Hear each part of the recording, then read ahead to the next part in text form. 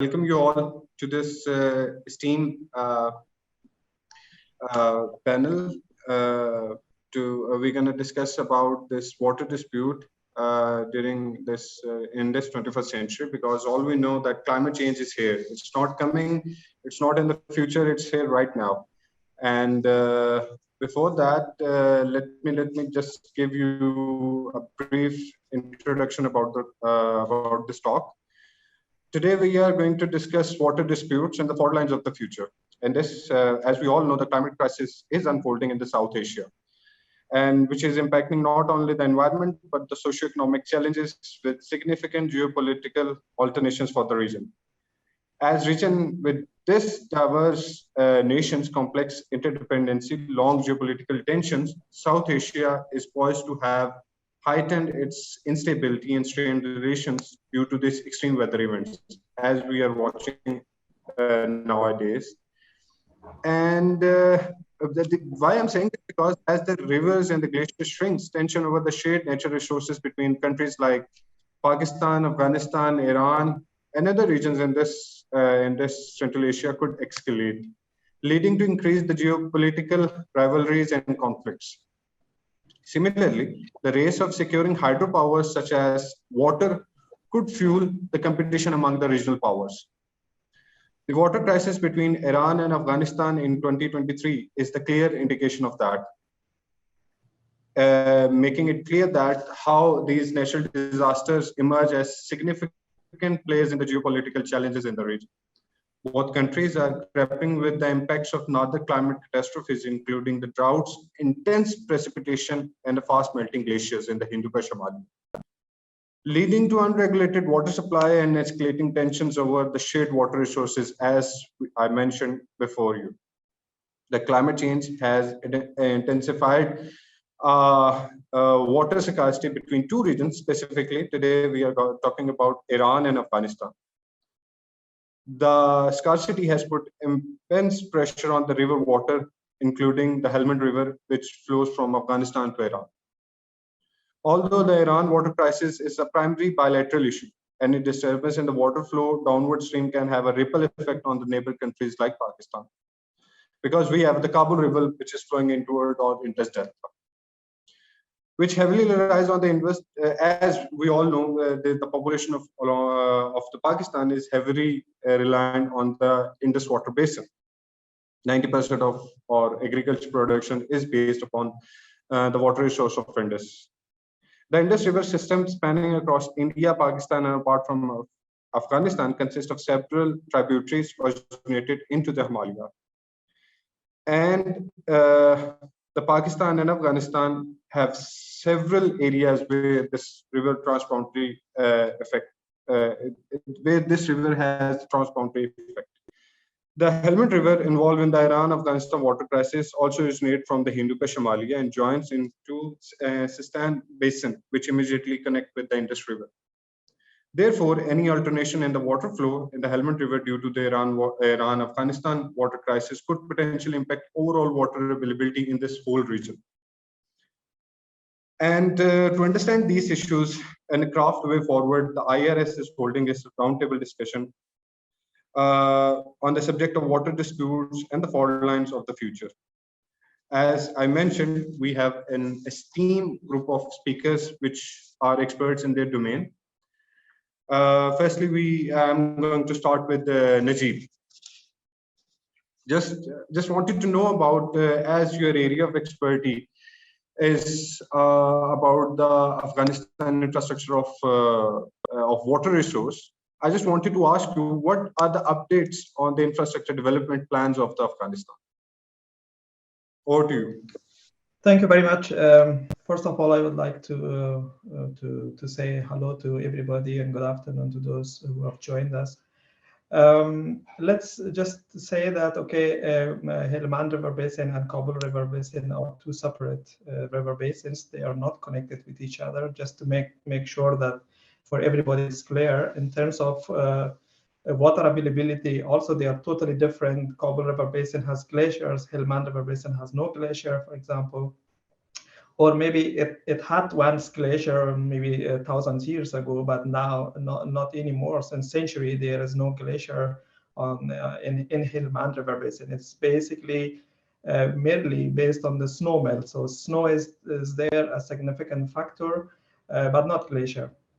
So now coming to the infrastructure in Afghanistan, you know, the dispute between Iran and Afghanistan has a long history. It started on 1872 when the region was hit by the drought, and then followed by several other occasions in all other years where the dispute arose. Basically, there was one common natural phenomenon, and that was drought. Finally, in 1947, then there was a complaint from Iran to the Security National Assembly, and based on that, basically they established a committee to study the region and the water demand and the agricultural issues and all the issues of the Helmand River Basin. And based on this report, which is called the Delta report, based on that report, basically, then Afghanistan and Iran started to talk about the shared waters. And according to that, then the Treaty of Helmand Treaty in 1973 is basically signed between these two countries. Just to give a brief history, that the dispute is not something uncommon. It happens when there is a drought, and it's quite natural and quite common in this region. Now coming to the infrastructure of Afghanistan, Afghanistan has built so far 3 dams. 2 of them, Kajaki and Arghandab dams on Helmand River Basin, basically is 70 years old, so they are not new. They are even built. They were built before the treaty between Iran and Afghanistan, and only 2 years is passing from the newly built Kamal Khan Dam. And Kamal Khan Dam is a small regulatory dam which is not aimed to store water. So the total reservoir storage capacity of this dam is 52 million cubic meters. So it's very small, but the aim is basically to prevent flood for the downstream, because Sistan and Nimroz in Afghanistan were very prone to seasonal flooding, even during the monsoon, which is believed to not impact Afghanistan, but it does impact Afghanistan and even West Afghanistan sometimes. So the dam was aiming to be built there and to protect the region from the flooding, and also to regulate water for downstream. And one aim was, of course, to implement the Treaty of 1973 between Iran and Afghanistan. So these are the major 3 projects which has been implemented in Afghanistan. And I have to mention that Kajaki and Arghandab reservoirs, as you know, that as the dams are getting older, they are being filled by sediments. Kajaki, according to some recent surveys, is up to 40% filled by sediments. And Arghandab is also the same, maybe even more, because the survey was conducted in 2008 and shows that 40% of the dam is filled by sediments, and now we are in 2023. So the old dams have also this problem that they are filled by sediments and they lose capacity. So in general, the amount of water which is generated in Helmand River Basin, only 18% of those water can be stored in Afghanistan dams under normal condition. Of course, I'm speaking. When there is a drought, of course, then both countries have problems because of the heavy investment, in particular in Iran during the past 50 years. That I might go into details maybe later on.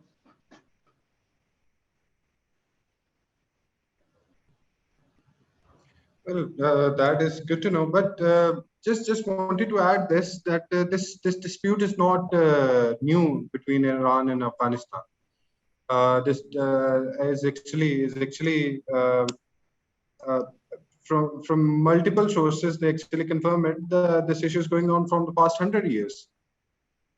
I said that it is over a century. So 1872 was the first time that Iran raised the issue.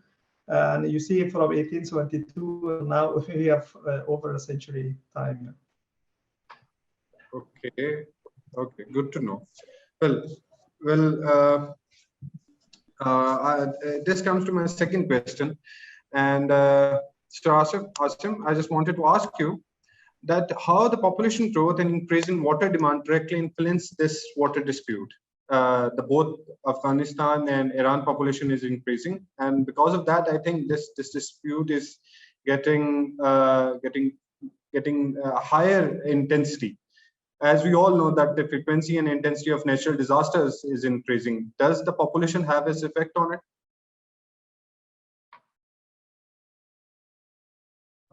Sir, I think your mic is not unmuted. Yeah, it's unmute now. Yeah, thank you. Actually, I would like to more emphasize on the use of the waters, especially the natural waters which we have.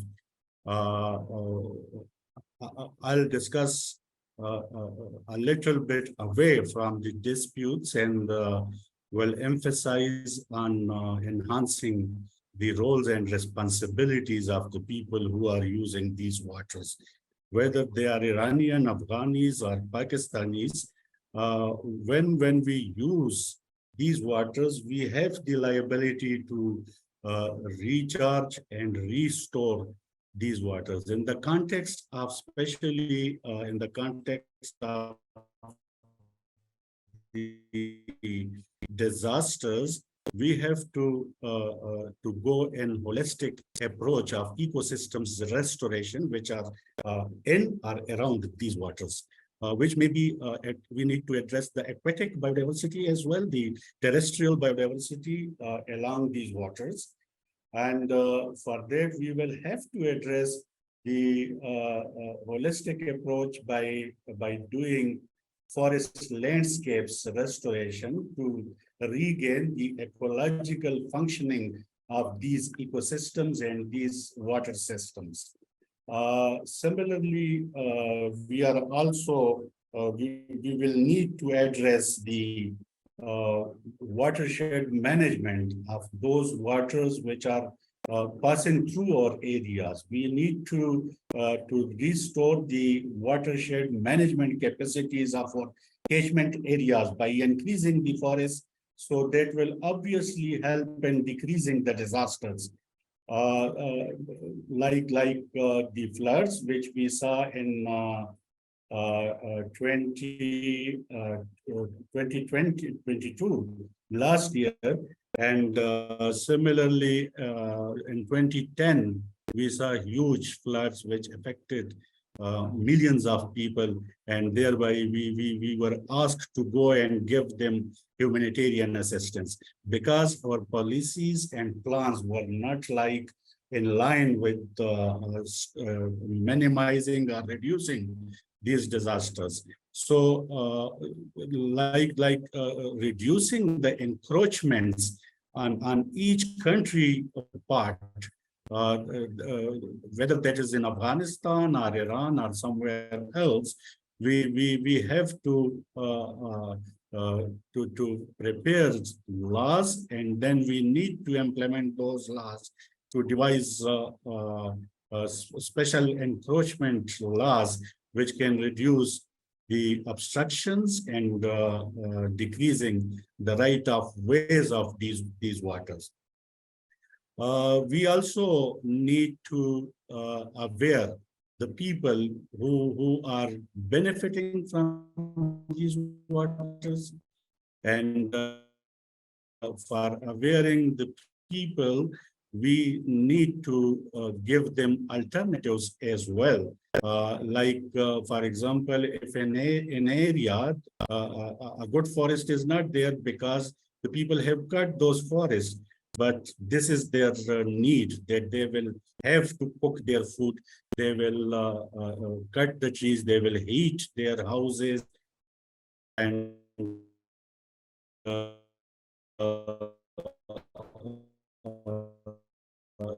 they will wash their clothes happen, and which results in the disaster. So before going into the disputes, we need transboundary consultations, and we need to have a strong political commitment from all the sides which will surely help in reducing such type of disputes. And we may not call the fault lines then to these rivers, but we will call them the good lines for the lives of the people. Thank you. Indeed, sir. I think it's very important to have assessments before the time, so we can know or understand what kind of problems we are facing and how we can solve them. I think it's very important, and that actually comes into my third question that I want to pose it to Ms. Maham Naweed. That as we all know, this is the decade of diplomacy, and we have to work together for the betterment of the tomorrow or the future. And as rightfully mentioned by Asim, that Ma'am, what role will diplomacy and cooperation and international mediation can play in resolving the water issues? As we all know that we have Indus Water Treaty. So, is there anything we can apply these kind of approaches towards Iran and Afghanistan too? Thank you, Dada. So to understand why. Maham? Yes. Yeah. Hello. Can you hear me now? Yeah, just wanted to tell you that. Yeah, you.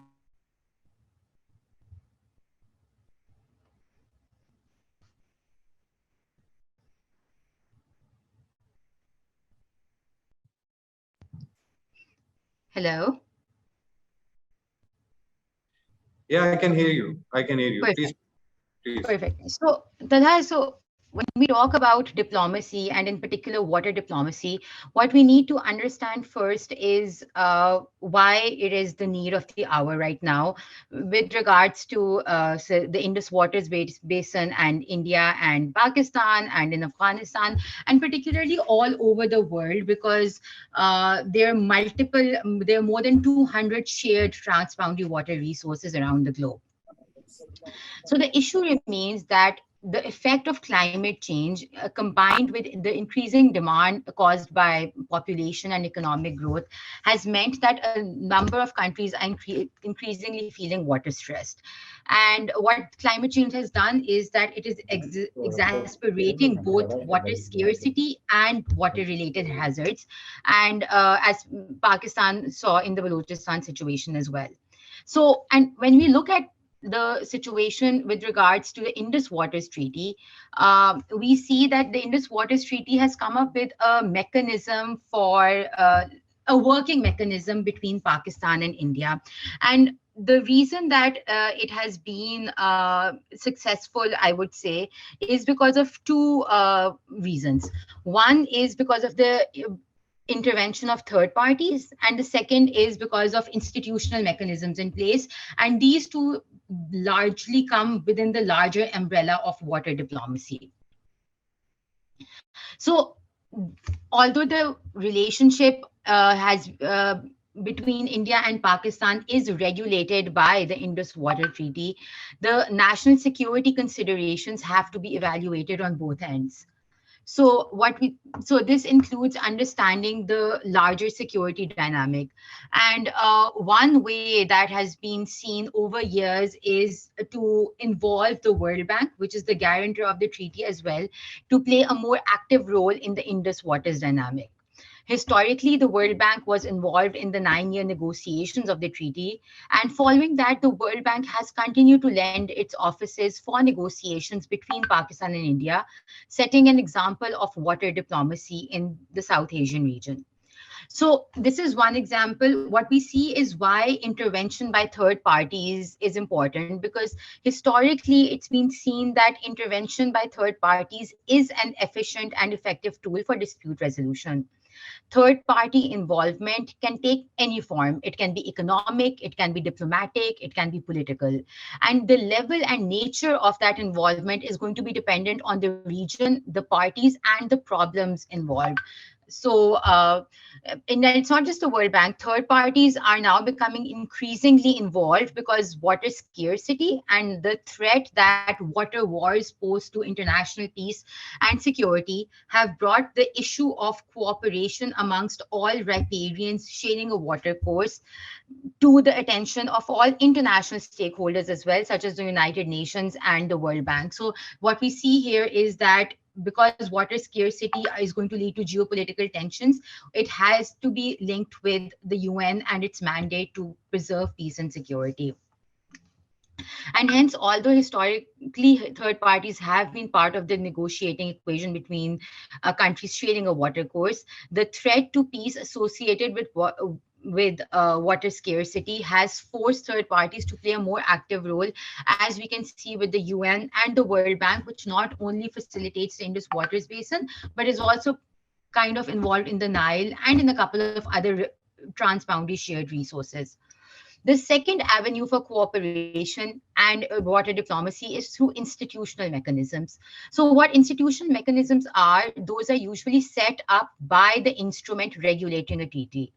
As the issue of water scarcity becomes an increasingly global issue, riparian countries such as Pakistan, India as well, are tilting towards having institutional mechanisms in place for swift and resolution of disputes, because the issue usually requires immediate action. So, and it's not just with the Indus. Overall research on transboundary water resources has established that a precedent of cooperation between the stakeholders through the working of an institutional mechanism can help reduce conflict and promote cooperation between countries. So what in the Indus Basin, we take that as an example, the Indus Waters Commission is charged with serving as the regular channel of communication between the two governments regarding any issue related to the functioning of the treaty and the sharing of the Indus waters. So historically, the ability of the commissioners to freely interact with each other, and the fact that the commission met even in times of extreme hostility and conflict between the two nations, was seen as a very effective tool for promoting water cooperation. And moreover, the commissioner's right and responsibility to monitor the development of the Indus Waters Basin has added to the efficacy of the commission, and to see that the Indus Waters Basin is regulated in a sustainable way. But what we can see is that such institutional mechanisms are not free from geopolitical surroundings. So in recent times, the workings of the commissions have been overshadowed by political issues between the two countries. And that could be seen as India writing a letter to Pakistan recently on the renegotiating of the Indus Waters Basin. So, but largely under water diplomacy, these two particular methods have proven the test of time as being effective for cooperation, and with the Indus Waters as a case study.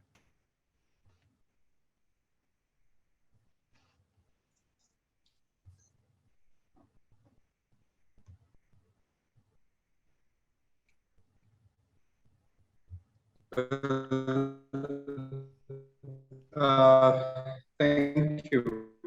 I think it's very related to want to come up with Najib that well, we have these existing water sharing agreements. We have these kind of agreements between Pakistan, India, Afghanistan, Iran, and all the regional players, bilateral players. But with this new normal of climate change, how do you see the upcoming times? What kind of new normal, what kind of new things we're going to see in the coming future? Look, the Indus Water Treaty, which the guest respectively and comprehensively mentioned, and why it was successful, is different from the treaty between Iran and Afghanistan, because after the treaty was signed between these two countries, basically Afghanistan went into instability, and there was no chance basically to test the implementation of Afghanistan-Iran treaty. So basically all the elements, the commissioners should meet at least twice a year, and then in particular cases when there is a drought, for example, the commissioners should meet, and in regular meeting there should be institutions between these two countries that regulates and exchange data, for example.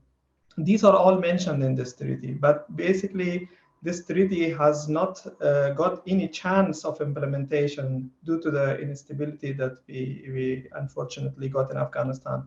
And that basically delayed the whole process. And what happened on the other side, basically, Iran miscalculated the whole situation, and they thought, okay, Afghanistan may never recover. They may never be able to improve infrastructure on Helmand River Basin. So they miscalculated somehow, and they invested on Helmand River Basin a lot. You see, they have invested, for example, they even conveyed the water in 200 kilometers from Sistan to Balochistan, Zahedan city, which is outside of the Helmand River Basin. And they basically developed agricultural infrastructure in Sistan, which is an area with unprecedented rate of evaporation. You see that 120,000 hectares of agricultural land is developed. So there is huge investment on a water which is basically fixed for them. I mean, their share is fixed under this treaty. And this miscalculation led to the disaster that we are seeing today. It's not the fault of the treaty, but it is miscalculations and basically considering Afghanistan as unable to manage its waters. Now coming to the treaty itself, look, the treaty has really good points, and when it comes to the climate change, for example, the treaty mentions normal year, defines a normal year, what is a normal year, and defines a drought year, what is a drought year, and then above normal year. So during the drought, which is often happening in this region, the share of Iran is also reducing. So this is basically a fair distribution, because otherwise, if you have a fixed amount of water which should flow to the downstream, and you have drought and you don't have water at all, so that this would be a big problem. So now the issue of climate change somehow is termed in as a normal year or drought year or above normal year in this treaty, which is really a good thing. And that time that the term climate change was not something that people were talking about, but the drought and the frequency of droughts in the Helmand River Basin was well known at that time. And in this treaty, I mean, it took more than 20 years discussion so that this treaty is basically concluded. And at that time, again, it is very important to mention that it is the water sharing agreements or something that requires political will and trust between the countries. Look, at that time, the Kingdom of Afghanistan and the King of Iran, they had really good relationships. They trust each other, and that's why they initiated this discussion, and finally they reached an agreement. But why it didn't happen with the others? Because of the mistrust. You look at the region, for example, Afghanistan, Pakistan, you never had any sort of trust between these two countries. Since the birth of Pakistan, we see that the trust has not been there for establishing or for starting a negotiation on shared waters. Well, I think I do agree with your point that trust is that seed which can build these kind of cooperations between regional players, and unfortunately, this region is missing, having a lack of that. But I think within this new normal of climate ambiguities, we can move forward with such kind of initiatives that can help both in a mutual manner. But I just, before going into the next question, I just want to ask that, correct me if I'm wrong, that canal which is actually going to build, I have some stats regarding to share it with you, that it's the length of, it is assumed that the canal with the length of 285 kilometers, a width of 100 meters and a depth of 8.5 meters will irrigate according to the stats, it's 6,000 square kilometers of the land within the 3 provinces of Afghanistan. And it will provide employment of around 250,000 people. The estimate cost for this kind of project is $690 million, and more than 6,000 workers are involved into such project. That is a massive project, Najib. So I just wanted to know that when it is planning to complete and what are the current stats of it. So if I heard you correctly, you were talking about Bakhshabad Dam, which is currently, yes. Look, in Helmand River Basin has several rivers. The largest is Helmand River, which is called Hirmand in Iran, and for that we have a treaty with Iran. But we have some other seasonal rivers which are relatively small, like Fararod River, Hashut, Haspasrut, and Harud. They are also shared because the water is also coming to the lakes, which are shared between Iran and Afghanistan. And the dam, which is now being implemented, is in a very slow pace. This is on Fararod River, and that should also aim to control floods. This is one thing. And of course, the environmental impacts is something that should be considered, but that should come after some sort of study. What would be the role of Bakhshabad Dam on Farah Road? Because Farah is the second largest agricultural province in Afghanistan, and the people in terms of population increase has been enormous in this region. And for that, the building a dam and infrastructure is not a bad idea. But the point is here that we have to calculate, okay, how to manage these waters. The water is there, they have seasonality, of course, but we have to consider management over like an integrated basin management. We see that in Iran, for example, they have really bad reputation when it comes to water management, and this makes basically Afghanistan also suspicious of their claims when it comes to climate change and environmental impacts. When they are saying, okay, dams in Afghanistan is impacting environment in our region in Sistan, but basically they are doing the opposite. They are not helping to improve the condition. For example, they have built 4 reservoirs in a very dry and arid region with a rate of evaporation between 2.5 to 5 meters per year. Imagine a reservoir when you have a depth of 5 meters without using any drop of water. In 1 year, they all evaporate. And there they have built 1.4 billion cubic meter storage. I mean, in form of 4 reservoirs, big reservoirs. And basically, they are storing the water from Afghanistan in these reservoirs and then pumping it to Zahedan and using it. But basically, this is an enormous loss of water in this region. They are not allowing the natural flow of water to the lakes, to the natural lakes. So Afghanistan is always saying, okay, you are teaching us the environmental impacts and these things. Of course, good, but look at you. You have to show us that you're serious when you're talking about environment. This is really not a good example for Afghanistan. And I'm not saying that Afghanistan is doing everything right. No, but in opposite, I mean, the region should think, in particular, the experts of the region should come together and think, okay, what you are doing is also not right, but you have to set good examples for Afghanistan. Because if you look at the dependency on water, Iran, for example, has 5% GDP is coming from agriculture, and Afghanistan more than 30% is coming from agriculture. Iran can invest in greenhouse agriculture, but Afghanistan cannot afford that at the moment.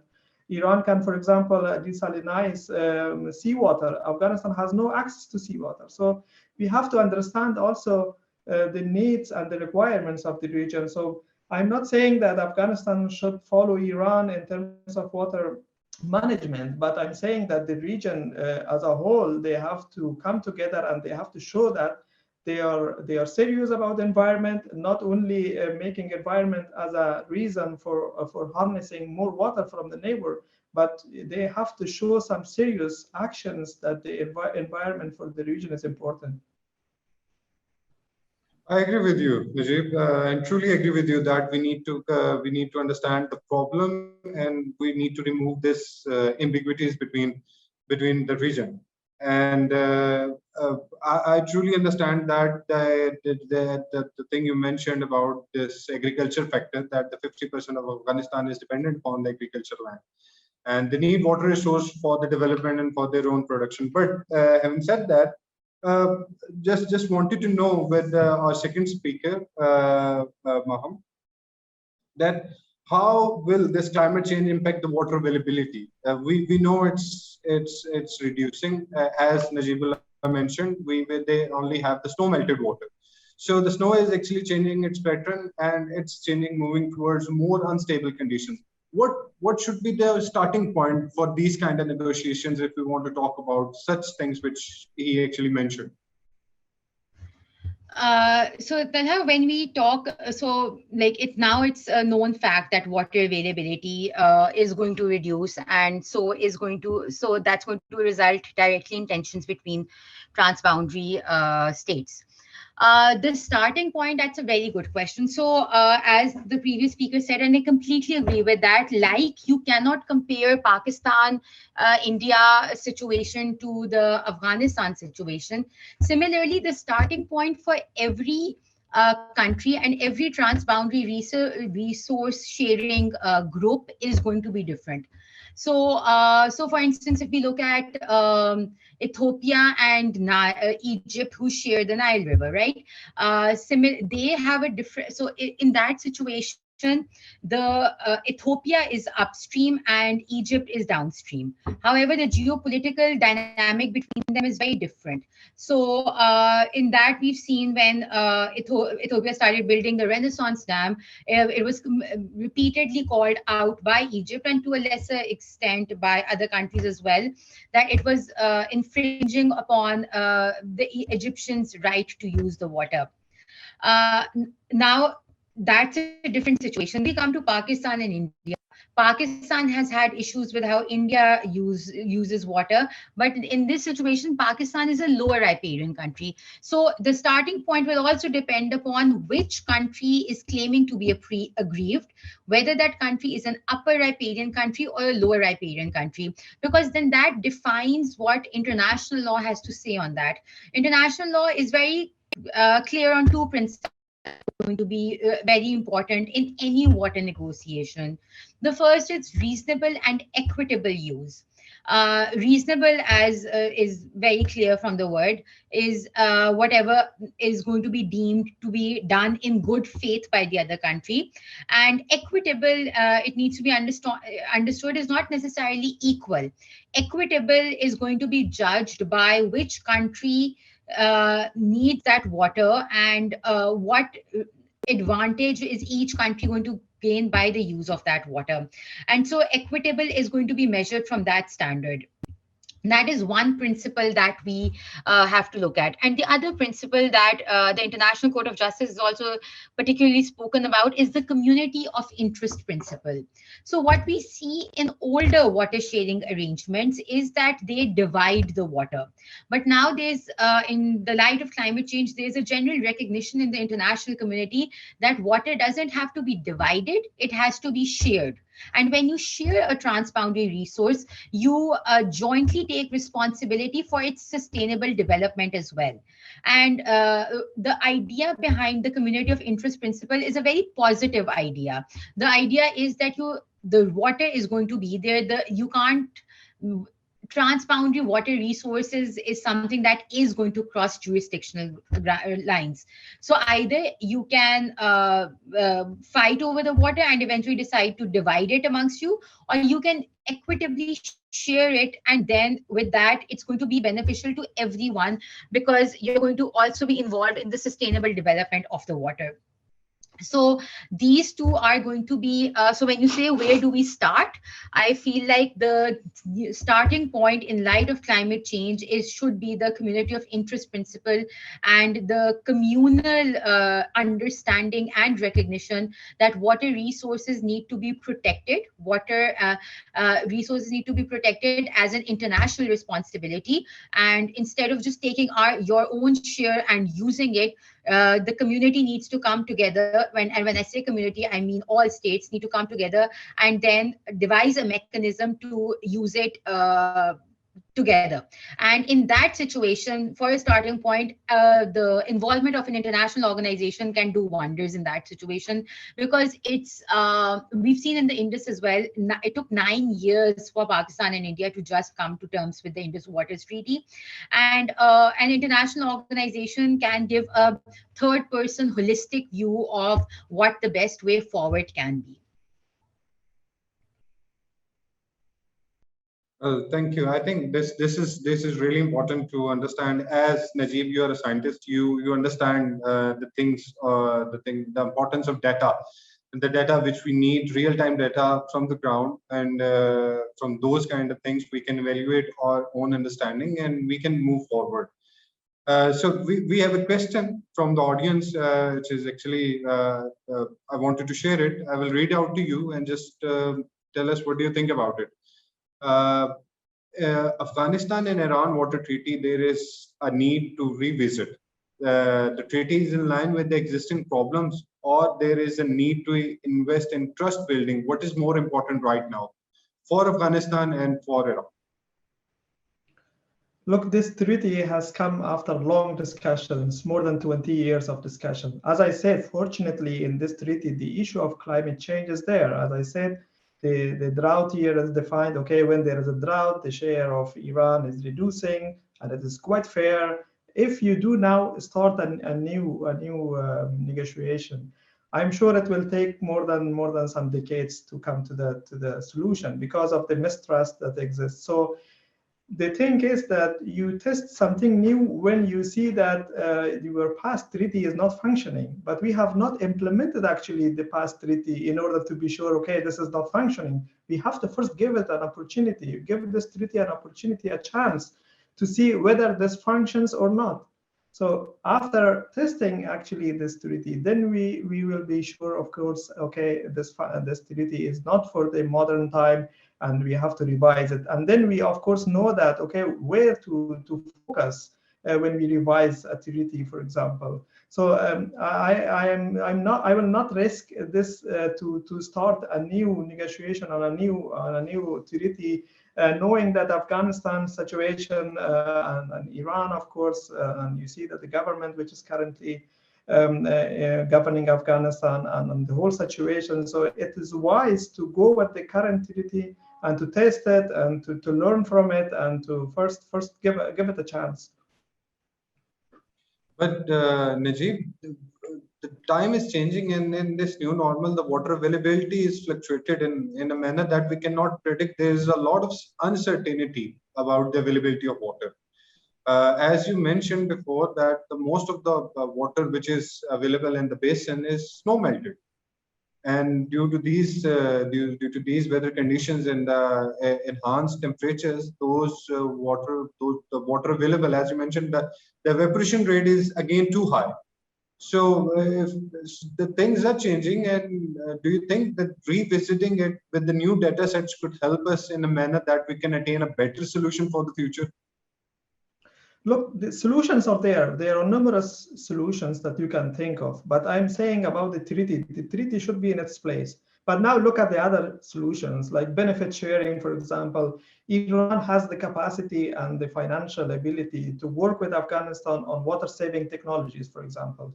If you look at, for example, the Upper Helmand, where Lashkargah and Kandahar is, for example, province, very fertile provinces. If you look at there, the amount of evapotranspiration or potential evapotranspiration is 30% of what is in Sistan. So it makes you can grow 3 times more food in terms of food compared to Sistan. So in terms of benefit sharing, Iran and Afghanistan should come together and think and give this issue to the experts and say, okay, we wait your recommendations where we should basically do agriculture. You see, nowadays there are countries are going far away, millions of yards away from their country, and they basically lease a part of a land in another country and they grow foods there.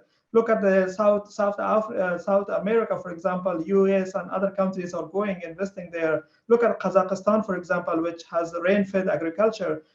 There are some Arab countries are going investing there. Look at the issue between Jordan and Saudi Arabia. Basically, they came together and said, okay, we are using water only for drinking purpose. We are not using it for agriculture anymore because it's very valuable. So they went, okay, they invested in somewhere else for food production, and they kept the water for drinking purpose.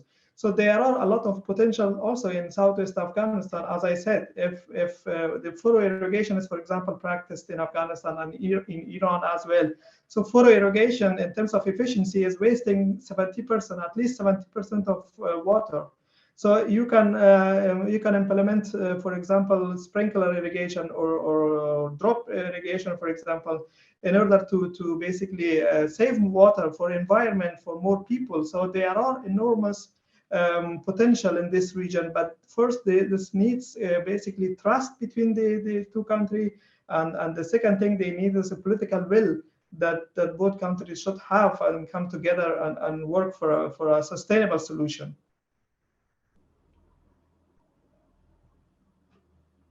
Well, I truly agree with you, and that we need modern solutions for the global problems which we have, and in a localized manner that we can maintain our own local resource and esteem for that.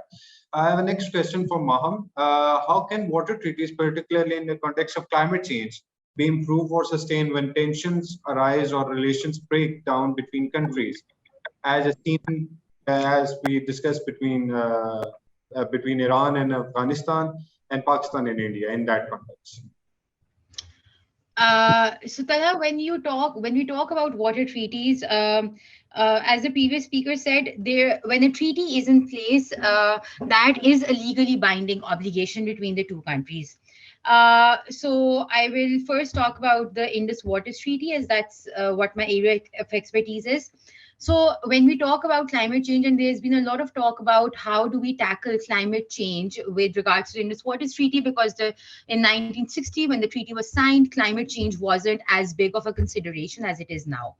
But when we look at that from a legal point of view, we see that the treaty, the text of the Indus Waters Treaty, and I believe it's Annex G, in which it particularly states that the treaty can be read in line with customary international law and international treaties and conventions. So since the treaty is completely silent on climate change, what that means is that, and we understand that climate change has now found its way into international law as the entire area of law that is, and is now making its way to becoming customary international law, which is law that needs to be respected by all states, regardless of whether they've signed a convention or not.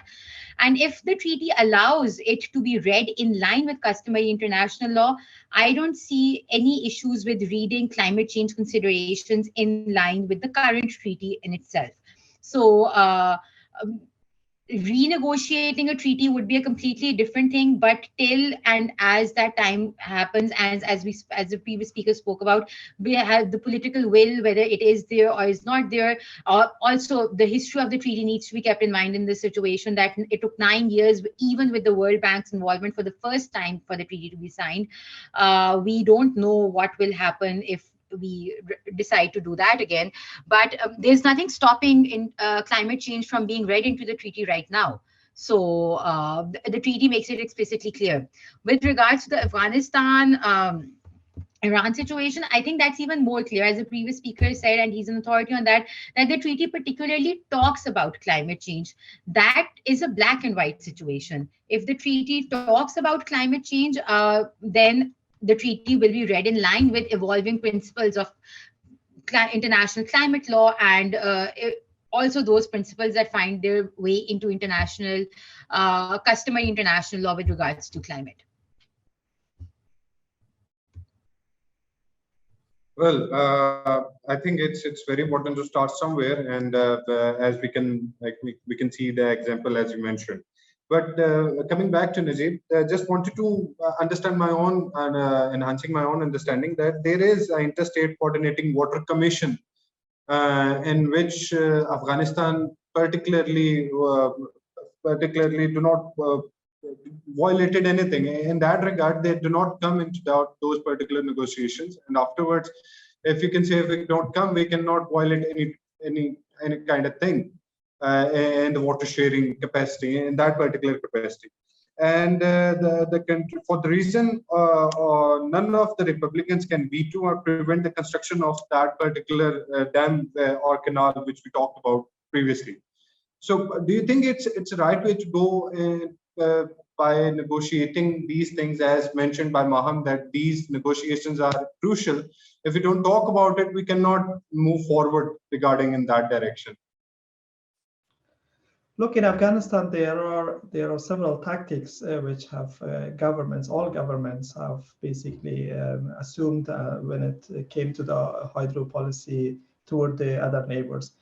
There were some legitimate reasons. One is, of course, Afghanistan is a late developer. Look at for 45 years of instability in the country. All of the water infrastructure projects were delayed, and most of them were halted.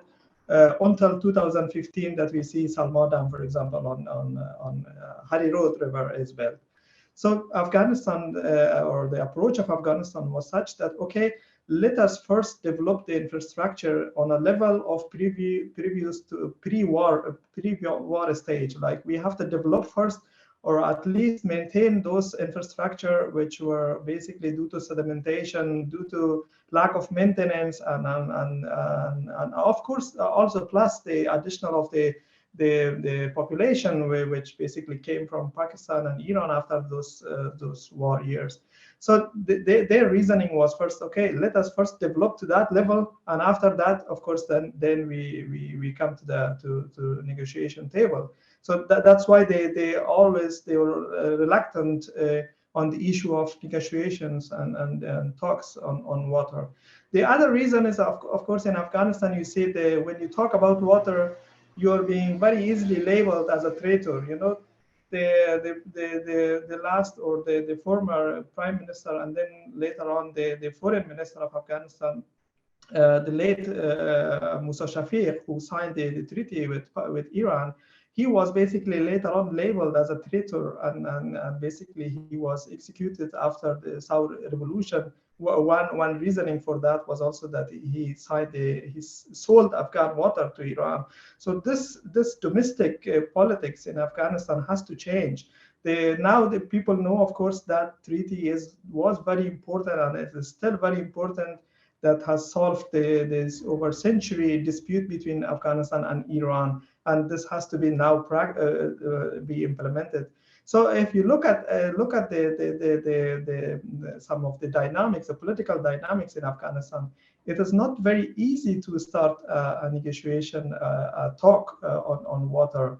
I mean, first, another reason which the politicians are bringing, and we are hearing from Afghanistan point of view, is that first there should be mistrust. For example, when you ask them about Pakistan, they say, okay, Pakistan has always sought strategic depth in Afghanistan. How can we talk about water when there is still war going on in Afghanistan? So hydropolitics cannot be separated from the as a whole policy of your neighbor, how you approach your neighbor. I think there were some attempts to somehow to connect the region. I mean, in terms of benefit, for example, giving access to Pakistan to transport route, for example, to Central Asia. And there were, of course, projects of energy transport from transmission from Central Asia to Pakistan. And Tapi, for example, the gas pipeline.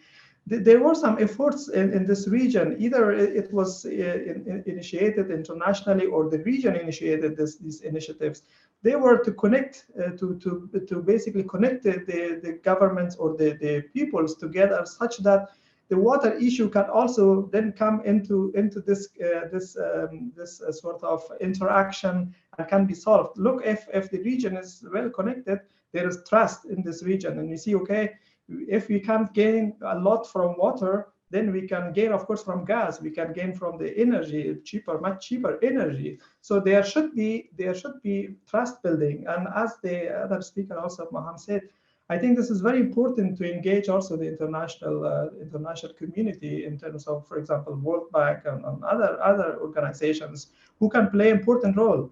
I mean, you have to have some financial and some incentives in Afghanistan in comparison when they are they are brought to negotiation table on waters, they have to be given some assurance. Okay, we will finance some dams, for example, some agricultural projects in Afghanistan. There should be some incentives as well. But so far, we see that the approach of Pakistan, for example, is to contain Afghanistan somehow, to make sure Afghanistan is not developing any sort of infrastructure on in Kabul River Basin. Look at some examples. For example, Dr. Nakamura, who was a Japanese doctor, came to Afghanistan basically from Peshawar with the refugees. He was working, and he saw in Afghanistan that the problem is not health related, but it is water related. So people do not have water. That's why they develop some sort of disease in this part of the world. And he started to collect money, and they built a very small canal from the Kunar River, which is flowing to Pakistan, and for irrigation. And then later on, he was killed in Jalalabad city, and some security agency report indicates that there was a hand from Pakistan involved in this killing. So you see that, and also there are also reports of when Afghanistan tried to install some meteorological station to gauge the water, how much water is flowing from Kunar, for example, the stations were destroyed by some people, and by, of course, their regions were very volatile, and Taliban presence were also felt there. So as a whole, if you think the Pakistan approach toward Afghanistan in this regard has been to contain Afghanistan, to not allow them to develop some sort of water infrastructure. This is called neo-realism. Instead of new institutionalism, or part of you should give the authority to institutions to approach your neighbor in terms of water sharing and water agreements, to talk, basically to cooperate. But basically this approach is taken also from our neighbor. The same is true from Iran. Look, in Kamal Khan Dam, for example, there were several incidents. 26 soldier guard of the dam was killed. There are the Salma Dam was delayed more than 6 years. The cost of the dam from 75 million rose to 200 million. So this all of the covert actions of Iran basically indicates you that their approach is toward Afghanistan was a new realism rather than a cooperative. And Afghanistan, as I said, they had their own reason, but I'm not supporting Afghanistan approach as well. Afghanistan should, at least in the last 10 years, should have approached to talks, because the first time, of course, the first 10 years were somehow that Afghanistan could justify because of lack of capacity, lack of data of the stations were not there to measure the water. But after the last 10 years, they developed some sort of capacity, but they still went with that approach of unilateral, basically, use of or unilateral investment on water, and that was really limited. That harmed Afghanistan in Kabul River Basin, because the international community said, okay, we will not invest in your dams unless you have agreement with Pakistan. So that harmed Afghanistan a lot, and I'm supporting, of course, the approach that should be pursued, and that approach should be talks and cooperation with neighbors. Well, I think we are very unfortunate for having these kind of things between us as a neighbor. But I can assure you, Najib, we are working as a young persons of this society is working towards the betterment of it, because we know from recently, if we check the data sets, as you are a doctor, you are aware of it, that there is recently IC published a report regarding Hindu Kush Himalaya region. And they actually told the region that the glacier is melting 85% higher and a faster pace after 2010. So the things are getting very rapid now, and the window of working capabilities is getting closer. As we are moving towards 2030, the things this next 8 years gonna decide what will be the future of our next generation. And I can assure you that we are working in a manner that we can promote unity rather than disagreements between two or regional issues, because only then we can solve this issue of climate change. There's no other way. There's no other thing we can say or do or construct anything, because because of the global north, which is actually investing rapidly again nowadays. With this high temperatures in the fossil fuel industry, which is causing all those problems which are facing nowadays by us. the problems we are facing are not because of our doings or deeds. These are imposed on us. I'm not only saying in Afghanistan, but also in Pakistan or Iran. All of us are having these kind of issues because of the external things which we face from the last 50 years. So having said that, we should move together in a manner that we can join our voices in a manner that we can promote those kind of dialogues which are necessary for the time.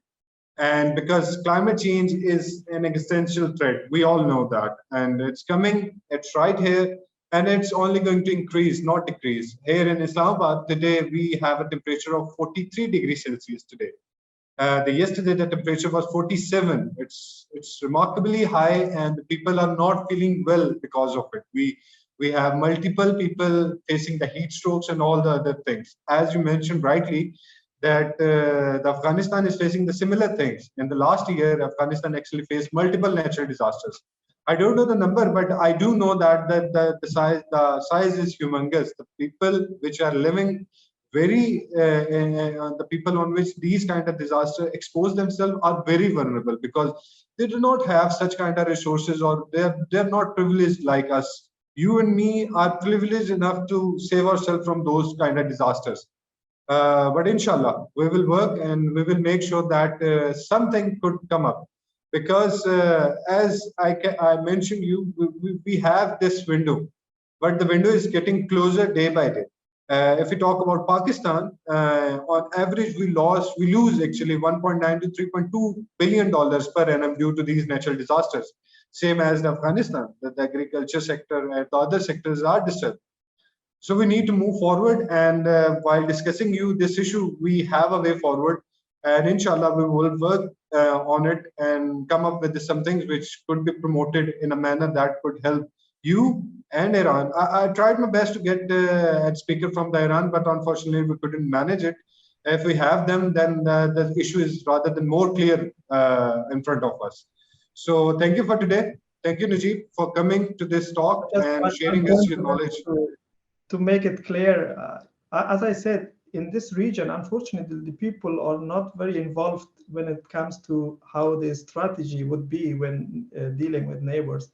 You know, this is our problem. This is the problem of the region. People are not asked. If I and you are asked how we approach the issue of climate change, we would have a yes, all of us. Okay, yes, it is urgent. We have to prioritize it. We have to deal with the issue of climate change separate from all the other politics. We have to give the other politics, just put them aside and just focus on this issue. But unfortunately, in this region, not only, I mean, our voices are in shadow. You know, this is the reality of this region.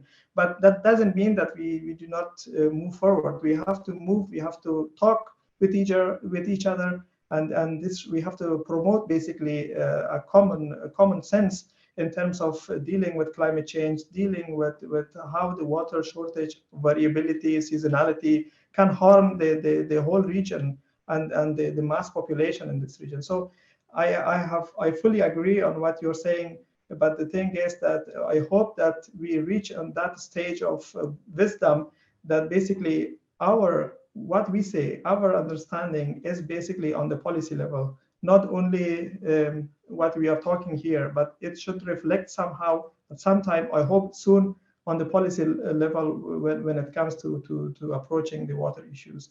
And as a whole, I mean, the whole environmental issues and climate change issues. Yeah, I do agree with that. And having said that, thank you so much for the rest of the audience for attending this webinar. We will make sure that we publish these we publish this in a policy brief to recommend to the authorities which are concerned about it. So thank you so much and take care. Thank you very much. Thank you so much.